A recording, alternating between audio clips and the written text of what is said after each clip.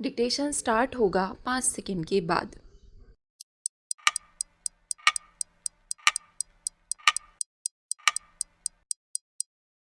क्या आपने कभी विचार किया है कि आधुनिक युग में अधिकांश रिश्ते अस्थिर क्यों हो गए हैं? हमारी सर्वश्रेष्ठ मंशाओं के बाद भी गलतफहमियां उभर आती हैं, रिश्तों की डोर कमज़ोर पड़ जाती है। समस्या ना तो भावनाओं की कमी है, ना ही प्रयासों की। इसका असली कारण यह है कि हम मूलभूत सत्य को अनदेखा कर बैठते हैं। दरअसल वास्तविक संवाद का मूल्यांकन बोले गए शब्दों से नहीं, सुने गए शब्दों से होता है।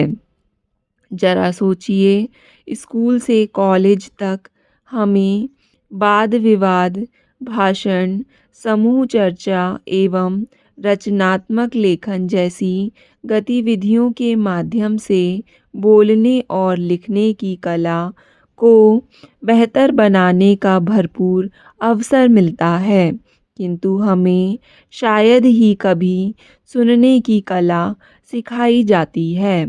परिणाम स्वरूप हम में से अधिकांश निष्क्रिय या चयनात्मक श्रोता बन जाते हैं। हम केवल वही सुनते हैं जो हम सुनना चाहते हैं, यहाँ तक कि अपनी धारणाओं, पूर्वग्रहों या उस क्षण की मनोदशा के आधार पर बातचीत का निष्कर्ष भी निकालते हैं। दूसरों को समझने की बजाय हम प्रतिवाद की तैयारी में लग जाते हैं। बातों में तर्क तो होता है, परंतु सहानुभूति का अभाव रह जाता है। प्रसिद्ध कहावत है, अधिकतर लोग समझने की मनसा से नहीं सुनते, वे प्रत्युत्तर देने की मनसा से सुनते हैं। आज जब रिश्ते जटिल व तनावपूर्ण हो, वास्तविक श्रवण शब्दों को सुनने तक सीमित नहीं होता। इसका अर्थ है संदेश को पूर्ण रूप से आत्मसात करना, गैर मौखिक संकेतों का अवलोकन करना और अभिमत को स्थगित कर स्पष्टता व सहानुभूति के साथ प्रतिक्रिया देना। कई बार इसका तात्पर्य चुप रहना भी होता है, क्योंकि अक्सर शब्दों से अधिक अर्थपूर्ण मौन होता है। वास्तविक श्रवण का एक प्रखर उदाहरण महाभारत में देखने को मिलता है। ऋषि वेद व्यास के शिष्य संजय को दिव्य दृष्टि द्वारा कुरुक्षेत्र युद्ध का दर्शन प्राप्त हुआ था। एकात्मकता व निष्पक्षता के साथ उन्होंने राजा धृतराष्ट्र को युद्ध की घटनाओं का वर्णन किया। विशेष रूप से उन्होंने श्री कृष्ण अर्जुन के बीच हुए संवाद को ध्यानपूर्वक सुना। संजय की एकाग्रता के कारण भगवद गीता का ज्ञान हमें उपलब्ध हुआ और आज भी मानवता को प्रेरित करता है। उनका उदाहरण दर्शाता है कि श्रवण निष्क्रिय नहीं होता, यह हृदय की स्वीकृति से संपन्न एक पवित्र कर्म है। श्रवण चुनिंदा लोगों को प्रदत्त वरदान नहीं है, इसे हम सभी विकसित कर सकते हैं। आइए जानें कुछ सरल एवं प्रभावकारी प्रक्रियाएं। पहला, दूसरों को अविभाजित ध्यान दें और उस समय अन्य कार्य ना करें, ताकि वक्ता को लगे कि उनकी बातें आपके लिए मूल्यवान हैं। दूसरा, जब बातचीत आमने सामने हो तो आँखों का संपर्क बनाए रखें। वक्ता को बिना टोके बात कहने दें। तीसरा, गैर मौखिक संकेतों को समझना भी महत्वपूर्ण है, जैसे कि स्वर का उतार चढ़ाव, चेहरे की प्रतिक्रियाएं एवं देह भाषा। चौथा, व्यक्तिगत पूर्वाग्रहों से अलग अन्य के दृष्टिकोण को निष्पक्षता के साथ ग्रहण करें। पांचवा, अनचाहे सुझाव देने से पहले संयम बरतना ही बुद्धिमानी है। कहने को कुछ सार्थक ना हो तब मौन सबसे सम्मानजनक है। नियमित अभ्यास से ये आदतें संवाद में सुधार लाती है, बल्कि अंतःक्रिया को सुदृढ़, मधुर एवं अर्थपूर्ण बना देती हैं। अंततः श्रवण एक दुर्लभ्य उपहार है जो हम दूसरों को दे सकते हैं। कदाचित यही कारण है कि प्रकृति ने हमें दो कान और एक मुंह दिया, ताकि हम सुने अधिक और बोलें कम। यह घटना दक्षिण अफ्रीका की संसद की है। देश का नया संविधान तैयार किया जा रहा था। रॉबिन द्वीप जेल में 18 साल बिताने के बाद मंडेला अब दक्षिण अफ्रीका के राष्ट्रपति बन चुके थे। वे हेलीकॉप्टर से संसद पहुँचे।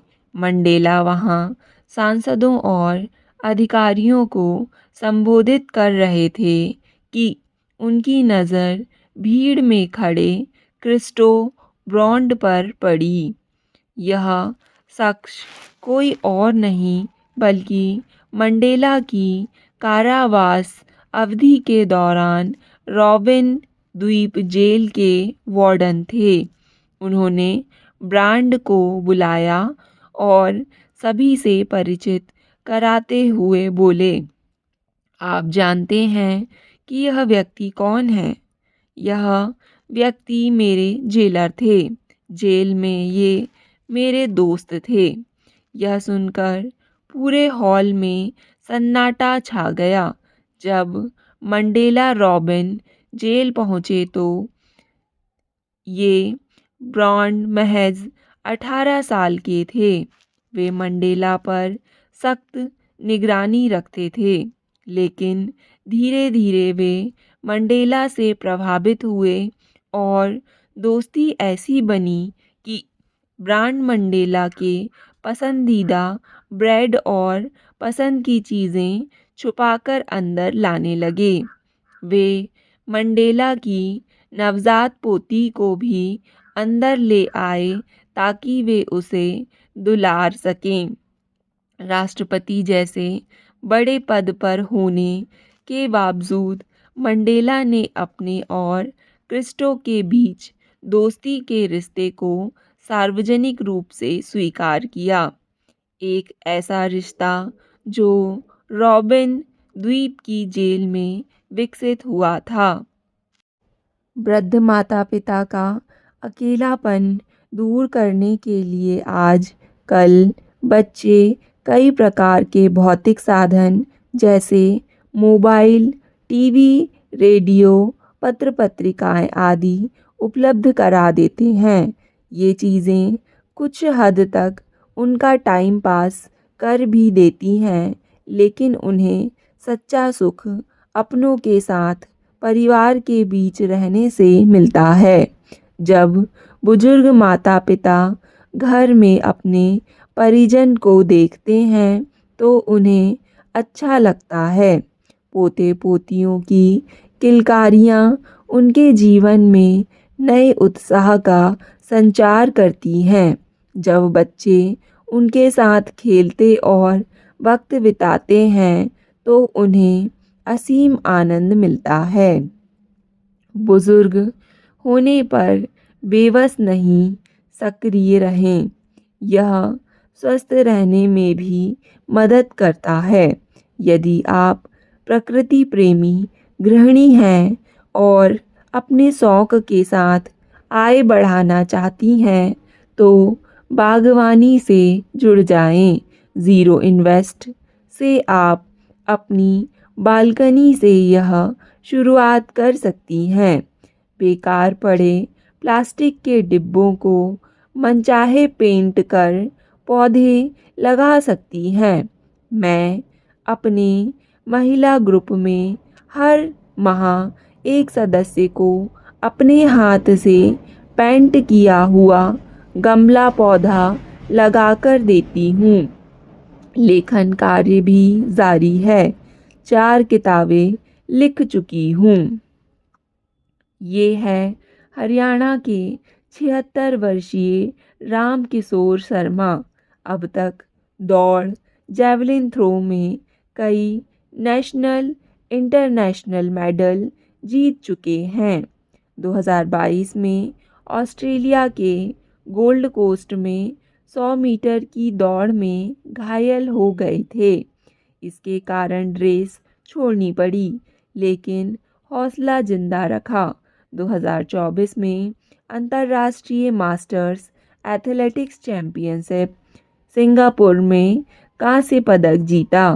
इसी साल फरवरी में राष्ट्रीय मास्टर्स एथलेटिक्स चैंपियनशिप में कांस्य पदक जीता। स्टॉप।